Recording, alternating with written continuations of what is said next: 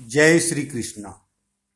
भीम के सौगंधिक वन में पहुंचने पर यक्ष राक्षसों से युद्ध होना तथा युधिष्ठिर आदि की भी वहां पहुंच जाना और सबका वापस लौटना। वैशंपायन जी कहते हैं, कपिवर हनुमान जी के अंतर्धान हो जाने पर महाबली भीमसेन उनके बताए हुए मार्ग से गंधमादन पर्वत पर बढ़ने लगे। मार्ग में वे हनुमान जी के विशाल विग्रह और अलौकिक शोभा का तथा दशरथ नंदन भगवान श्री राम के महात्म्य और प्रभाव का चिंतन करते जाते थे। सौगंधिक वन को देखने की इच्छा से जाते हुए उन्होंने मार्ग के रमणीय वन और उपवन देखे तथा तरह तरह के पुष्पित वृक्षों से सुशोभित सरोवर और नदियां देखी। इसी प्रकार और आगे बढ़ने पर वे कैलाश पर्वत के समीप कुबेर के राजभवन के पास एक सरोवर के निकट पहुंचे। भीमसेन ने वहां पहुंचकर उसका निर्मल जल जी भरकर पिया। महात्मा कुबेर इस सरोवर में जल क्रीड़ा किया करते थे। उसके आसपास देवता, गंधर्व, अप्सरा और ऋषि रहते थे। उस सरोवर और सौगंधिक वन को देखकर भीमसेन बड़े प्रसन्न हुए।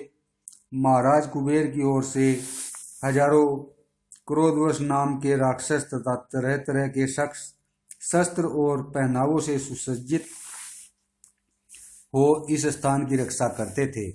उन्होंने महाबाहु भीम के पास जाकर उनसे पूछा, कृपया बताइए आप कौन हैं?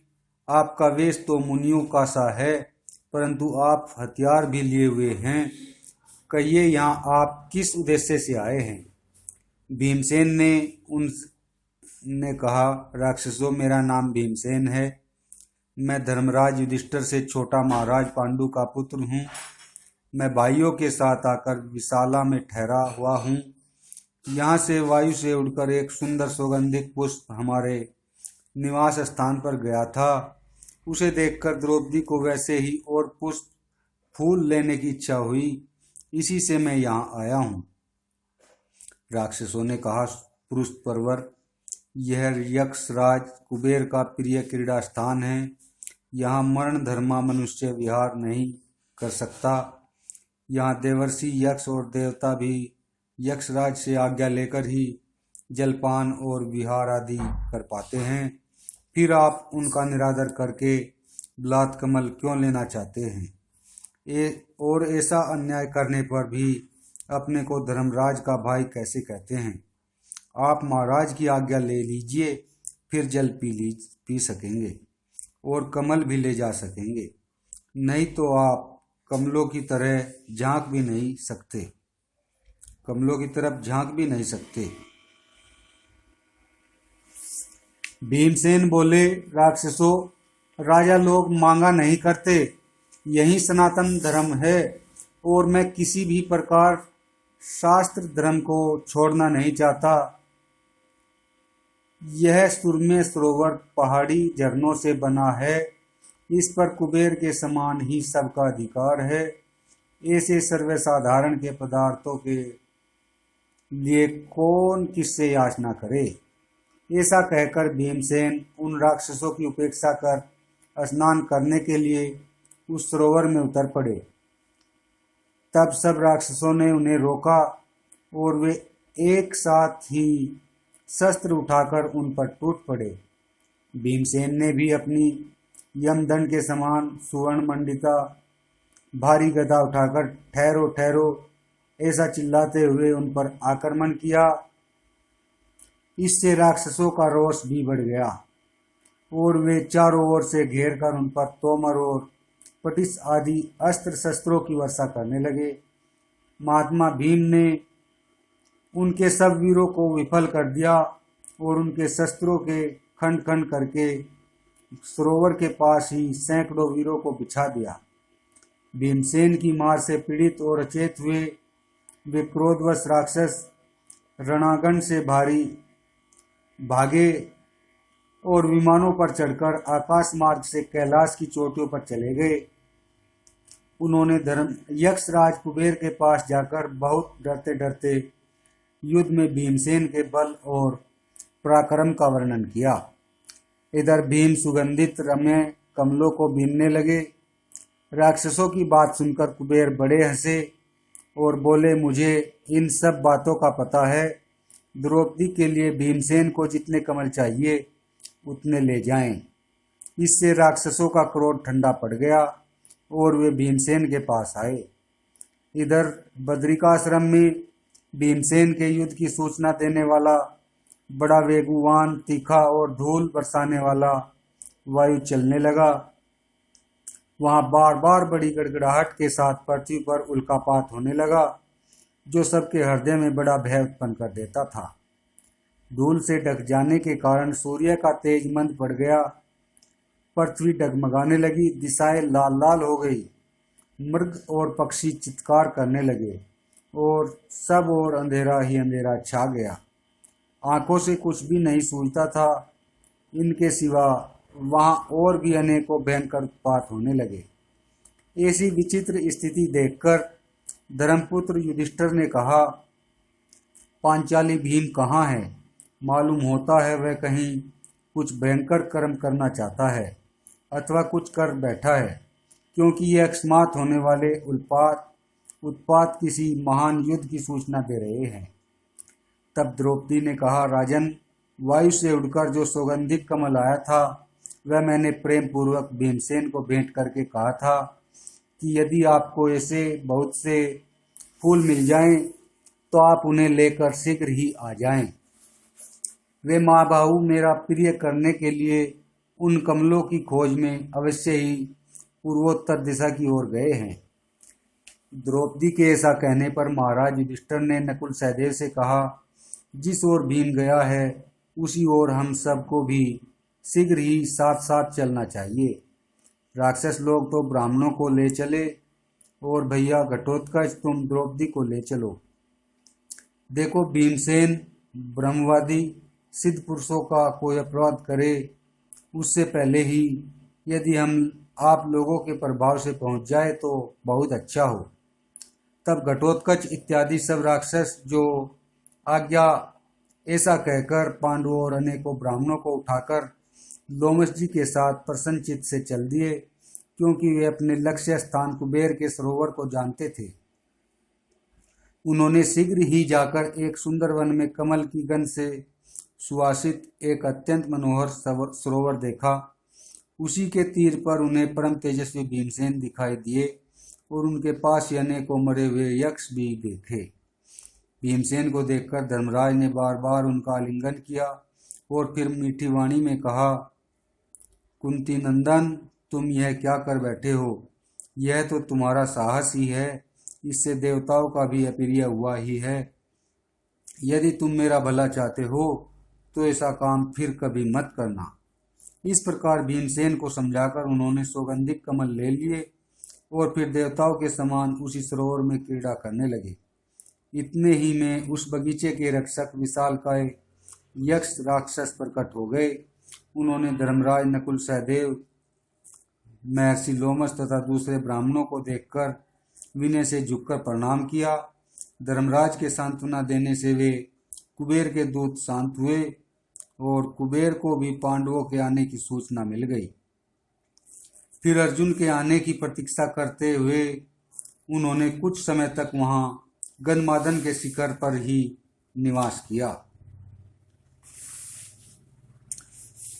वहां रहते समय एक दिन द्रौपदी भाई और ब्राह्मणों के साथ वार्तालाप करते हुए धर्मराज युधिष्ठिर ने कहा, जहां पहले देवता और मुनियों ने निवास किया है ऐसे अनेकों पवित्र और कल्याणकारी तीर्थ और मन को आनंदित करने वाले वनों के हमने दर्शन किए हैं। साथ ही जहां तहां आश्रमों में अनेकों शुभ कथाएं सुनते हुए हमने विशेषतः ब्राह्मणों के साथ तीर्थों में स्नान किया है तथा सर्वदा पुष्प और जल से देव पूजन करते रहे हैं और जैसे कंदमूल फल मिल सके हैं उनसे पितरों को भी तर्पण किया है। इस प्रकार महात्मा लोमश ने हमें क्रमशः सभी तीर्थ स्थानों के दर्शन करा दिए हैं। अब यह सिद्धों से सेवित कुबेर जी का पवित्र मंदिर है, इसमें हमारा प्रवेश कैसे होगा?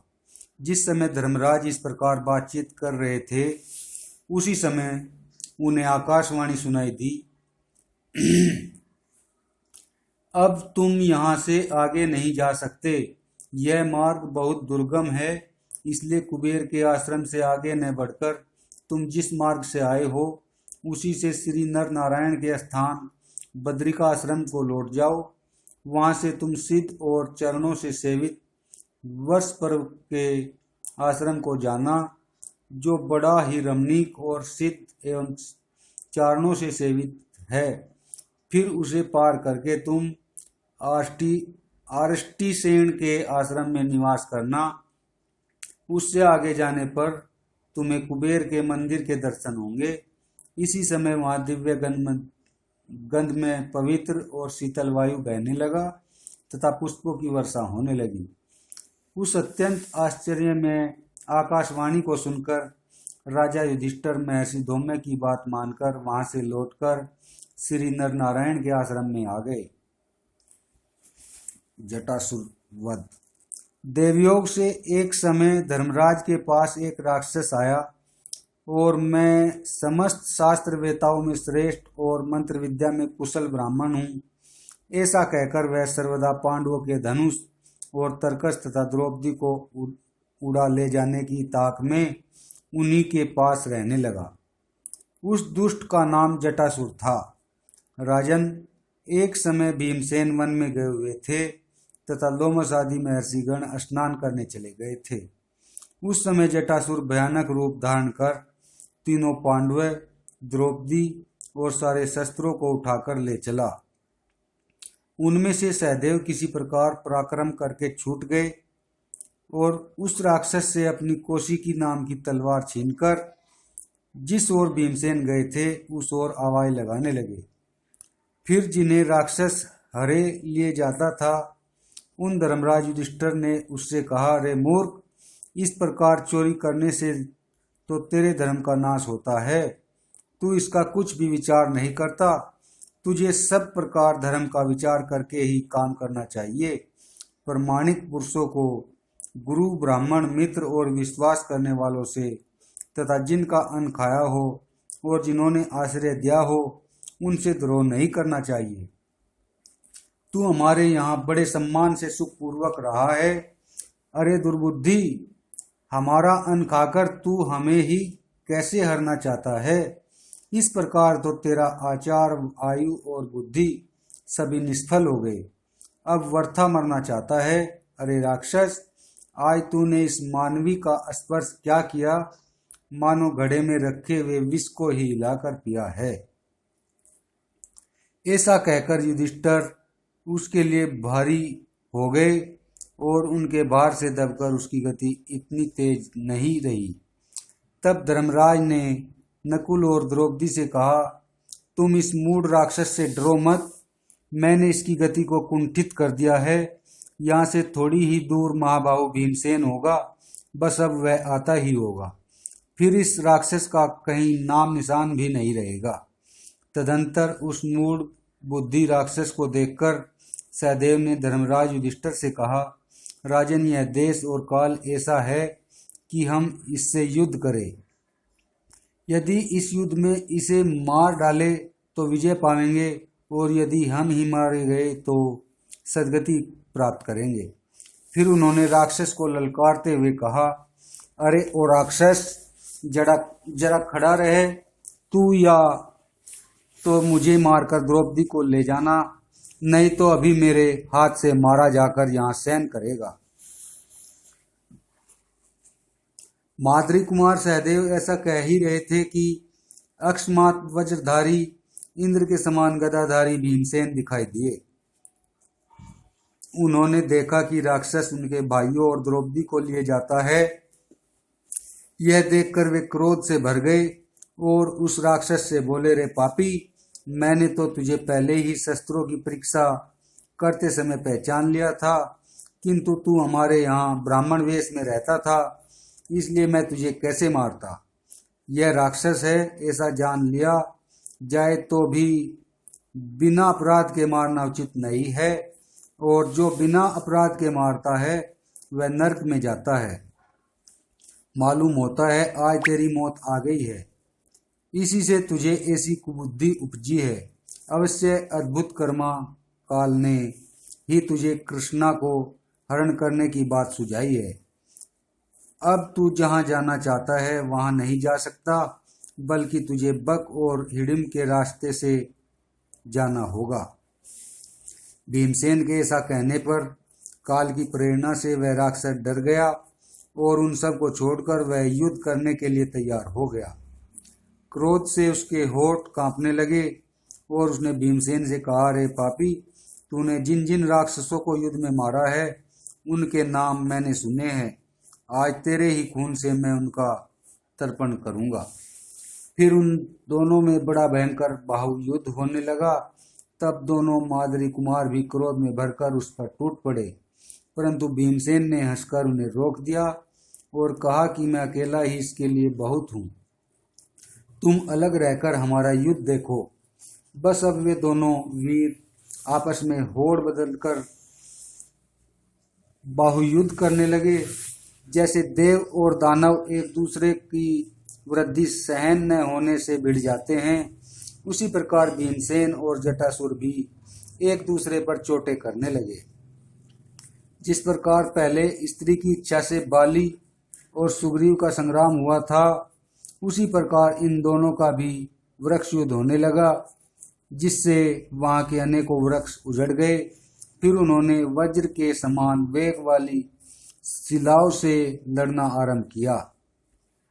अंत में वे आपस में एक दूसरे पर घूंसों की वर्षा करने लगे। इसी समय भीमसेन ने जटासुर की गर्दन पर बड़े वेग से मुक्का मारा।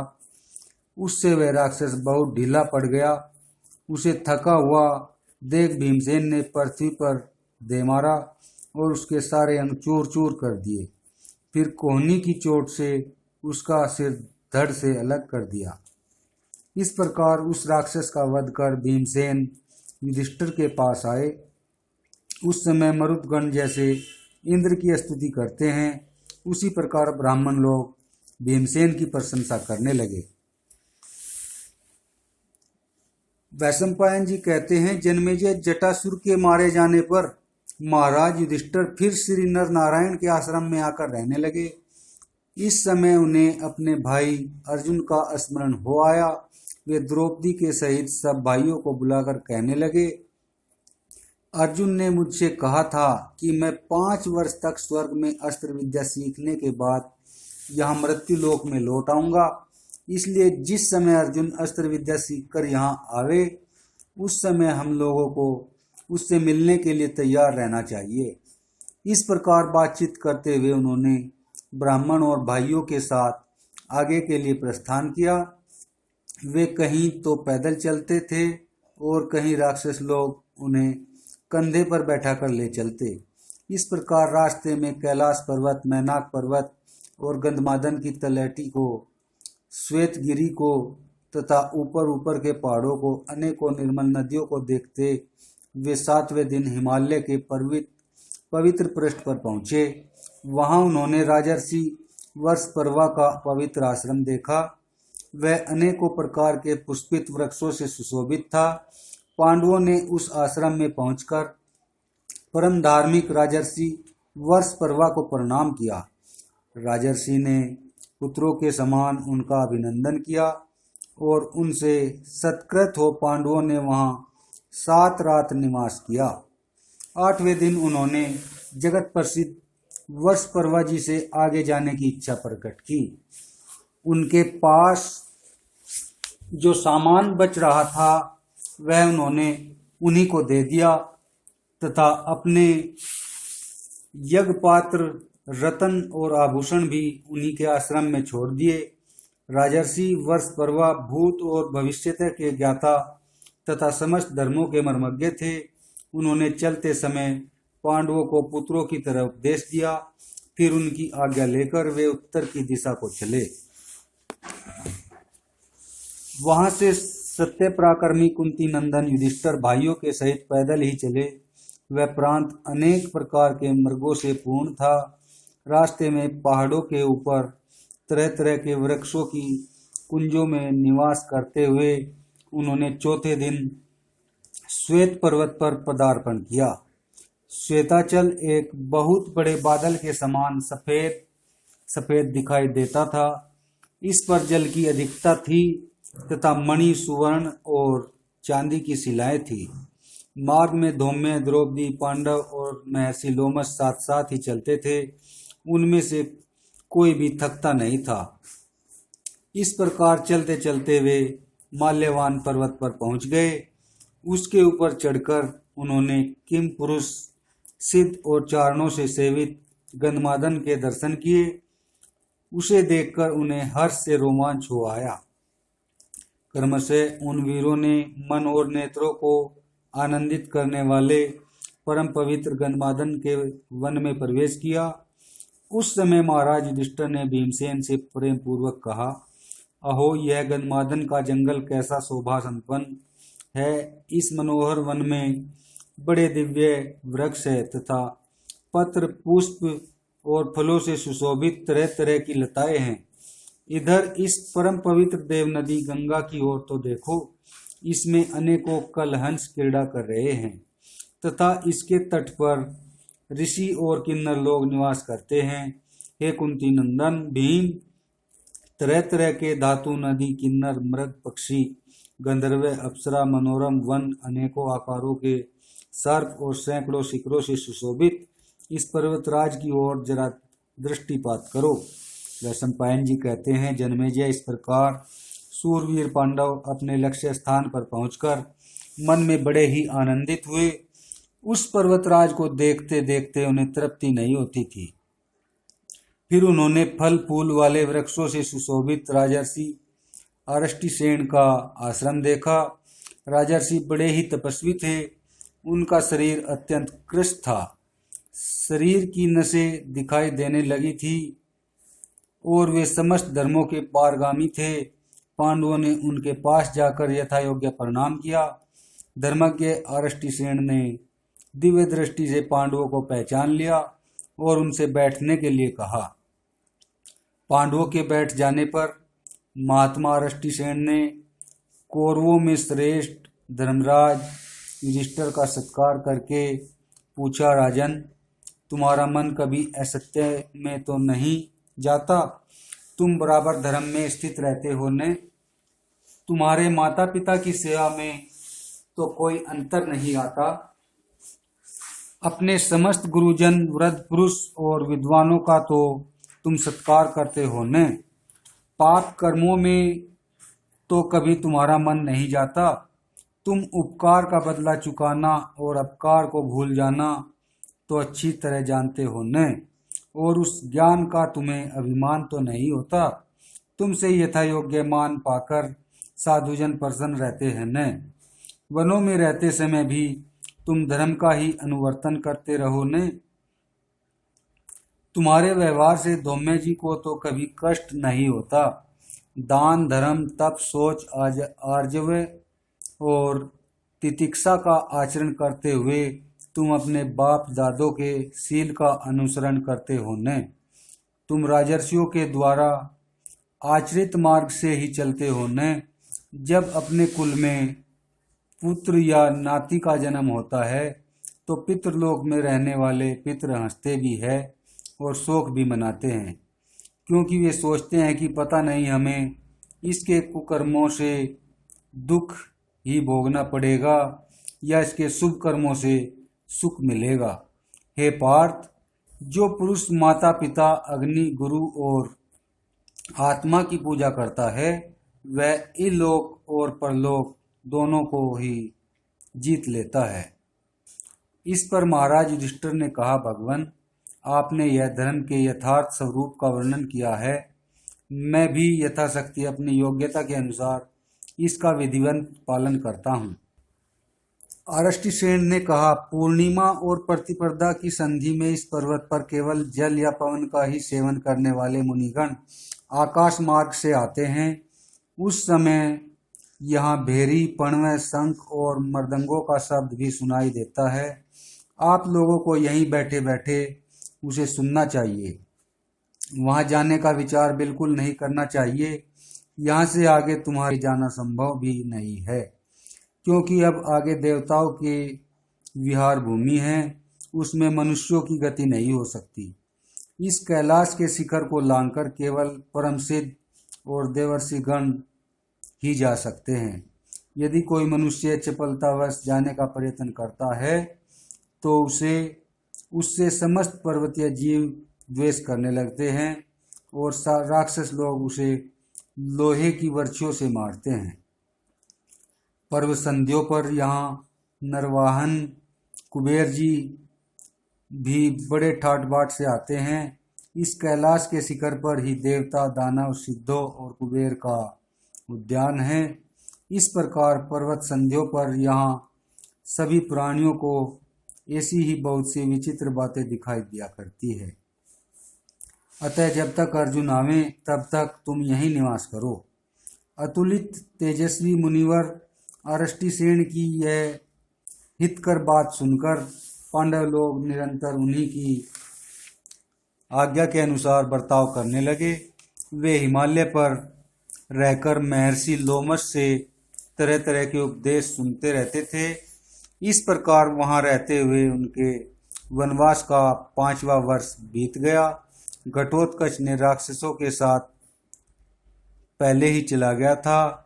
जाति बार वह कह गया था कि आवश्यकता पड़ने पर मैं फिर उपस्थित हो जाऊंगा।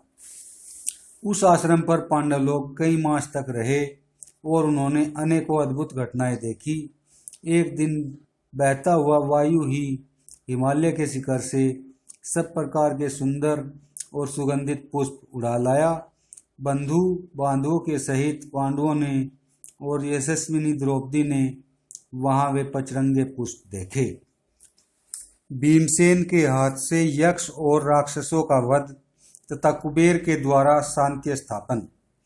एक दिन भीमसेन उस पर्वत पर आनंद से एकांत में बैठे थे। उस समय द्रौपदी ने उनसे कहा, महाबाहो, यदि समस्त राक्षस आपके बाहुबल से पीड़ित होकर इस पर्वत को छोड़कर भाग जाए तो कैसा रहे? फिर तो आपके सुहृदों को इस पर्वत का विचित्र पुष्पावली मंडित मंगलमय शिखर सब प्रकार के भय और मोह से रहित दिखाई देगा। भीमसेन, मेरे मन में बहुत दिनों से यही बात आ रही है। द्रौपदी की बात सुनकर भीमसेन ने सुवर्ण की पीठ वाला धनुष, तलवार और तरकश उठा लिए और वे हाथ में गदा लेकर बेखटके गन्मादन पर आगे बढ़ने लगे। यह देखकर द्रौपदी का उल्लास उत्तरोत्तर बढ़ने लगा। पवन पुत्र भीमसेन पर गलानी, भय, कायरता और मत्सरता का प्रभाव तो किसी समय भी नहीं होता था। उस पर्वत की चोटी पर जाकर वे वहां से कुबेर के महल को देखने लगे। वह सुवर्ण और स्फटिक के भवनों से सुशोभित था। उसके चारों ओर सोने का परकोटा बना हुआ था। उसमें सब प्रकार के रत्न जगमगा रहे थे और तरह तरह के उद्यान उसकी शोभा बढ़ा रहे थे। इस प्रकार राक्षस राज कुबेर के रतन जटित और पुष्पमाला मंडित प्रासाद को देखकर उन्होंने अपने शत्रुओं के रोंगटे खड़े कर देने वाला शंख बजाया तथा अपने धनुष की प्रतंज्या और तालियों के भीषण शब्द करके सब जीवों को मोहित कर दिया। उस शब्द से यक्ष, राक्षस और गंधर्वों के रोंगटे खड़े हो गए और वे गदा, परिघ, तलवार, त्रिशूल, शक्ति और फरसा लेकर भीमसेन की ओर दौड़े। फिर तो उनके साथ भीमसेन का युद्ध होने लगा। भीमसेन ने अपने प्रबल वेग वाले भाले से उनके चलाए हुए त्रिशूल, शक्ति और फरसे से आदि सभी शस्त्रों को काट डाला। उनके हाथों से छुए हुए आयुधों से कटे हुए यक्ष और राक्षसों के शरीर और सिर सब और दिखाई देने लगे। इस प्रकार अंग भंग होने से यक्ष लोग भीमसेन से बहुत डर गए। उनके हाथों से सारे अस्त्र शस्त्र गिर गए और वे भयंकर चित्कार करने लगे। अंत में प्रचंड धनुर्धर भीमसेन ने डरकर वे अपने गदा, त्रिशूल, तलवार, शक्ति और फरसे से आदि फेंक कर दक्षिण दिशा को भागे। उधर कुबेर का मित्र मणिमान नाम का एक राक्षस रहता था। उसने यक्ष राक्षसों को भागते देखकर मुस्कुराकर कहा, अरे तुम अनेकों को अकेले आदमी ने परास्त कर दिया, अब तुम कुबेर के पास जाकर क्या कहोगे? उन सब से ऐसा कहकर वह राक्षस शक्ति, त्रिशूल और गदा लेकर भीमसेन पर टूट पड़ा। भीमसेन ने भी मद्रस्रावी हाथी के समान उसे अपनी ओर आते देखकर अपने वत्सदंत नामक 3 बाणों से उसकी पसलियों पर प्रहार किया।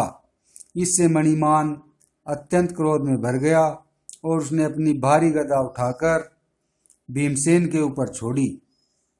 परंतु भीमसेन गदा युद्ध की चालों में खूब दक्ष थे, अतः उन्होंने उसके उस प्रहार को व्यर्थ कर दिया। इसी समय उस राक्षस ने सोने की मूठ वाली एक फौलाद की शक्ति छोड़ी। वह भीषण शक्ति भीमसेन के दाहिने हाथ को घायल करके अग्नि की लपटें निकालती हुई पृथ्वी पर गिर गई। उस शक्ति के लगने से अतुलित पराक्रमी भीमसेन की आंखें क्रोध से घूमने लगी और उन्होंने अपनी सुवर्ण के पत्र से मड़ी हुई गदा उठा ली। वे आकाश में उछलकर उस गदा को घुमाते हुए उसकी ओर दौड़े और संग्राम भूमि में भयंकर गर्जना करते हुए उस मणिमान के ऊपर फेंका। वह गदा वायु के समान बड़े वेग से उस राक्षस का संहार करके पृथ्वी पर गिर गई।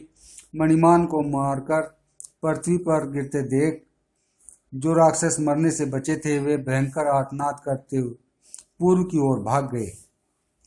इस समय पर्वत की गुफाओं को अनेक प्रकार के शब्दों से गूंजते देखकर अजात शत्रु युधिष्ठिर, नकुल, सहदेव, धौम्य, द्रौपदी, ब्राह्मण और सब सुहृदगण भीमसेन को न देखकर उदास हो गए। फिर द्रौपदी को अरष्टिसेन मुनि को सौंपकर वे सब वीर अस्त्र शस्त्र लेकर एक साथ पर्वत पर चढ़ने लगे। पहाड़ की चोटी पर पहुंचकर उन्होंने इधर उधर दृष्टि डाली तो देखा कि एक और भीमसेन खड़े हैं और वहीं उनके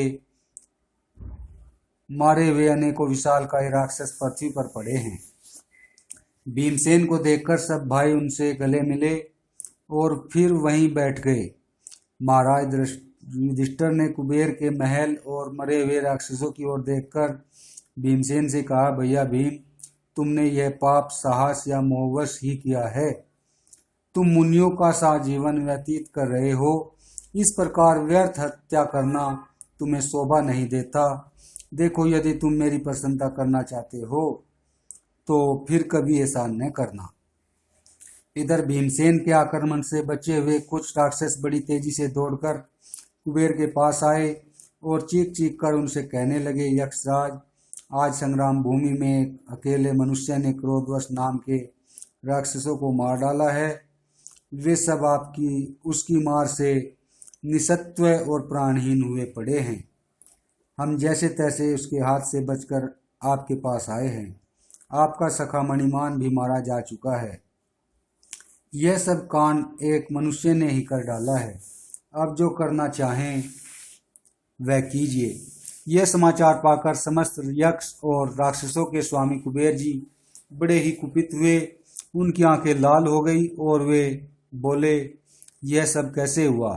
फिर यह दूसरा अपराध भी भीमसेन का ही सुनकर उन्हें बड़ा क्रोध हुआ और उन्होंने आज्ञा दी कि हमारा पर्वत शिखर के समान ऊंचा रथ सजा लाओ।